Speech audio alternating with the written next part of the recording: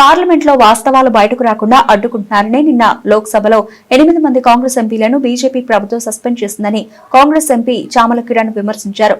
లోక్సభలో ప్రతిపక్ష నేత రాహుల్ గాంధీ మాట్లాడుతూ ఉండగా అనురాగ్ ఠాకూర్, నిష్కాంత్ దూబే వంటి బీజేపీ నేతలు అడ్డు తగిలారని, స్పీకర్ రాహుల్ గాంధీ మైక్ ను వేరే వారికి ఇచ్చారని దీనిపై నిరసన వ్యక్తం చేయగా కాంగ్రెస్ ఎంపీలను సస్పెండ్ చేశారన్నారు. 8 మంది ఎంపీల గొంతులను నొక్కే ప్రయత్నం కేంద్ర ప్రభుత్వం చేస్తోందని, బీజేపీ లోక్సభ సమావేశాలను సజావుగా నడపాలనే ఉద్దేశమే లేదన్నారు.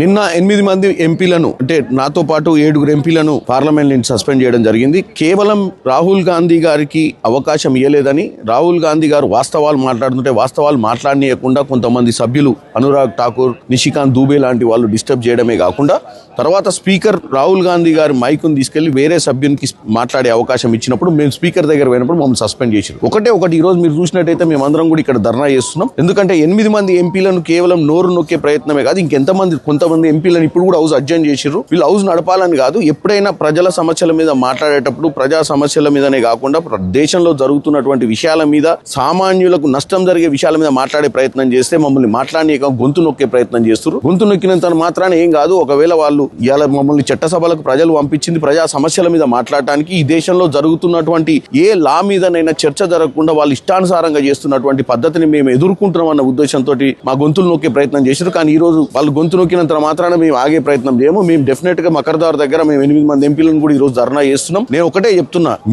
మమ్మల్ని ప్రజలు గెలిపించి చట్టసభలకు పంపించింది ప్రజా సమస్యల మీద మాట్లాడనికే. ప్రేక్షక పాత్ర వహించి బీజేపీ చేస్తున్నటువంటి పనులను చప్పట్లు కొట్టి వాళ్ళు చేసేదంతా కరెక్ట్ ఉందని చెప్తే తప్ప మైకులు ఇచ్చే పరిస్థితి లేదు. ఎందుకంటే ఈ విధంగా రాజకీయం చేయడం చాలా తప్పని తెలియజేస్తున్నాం.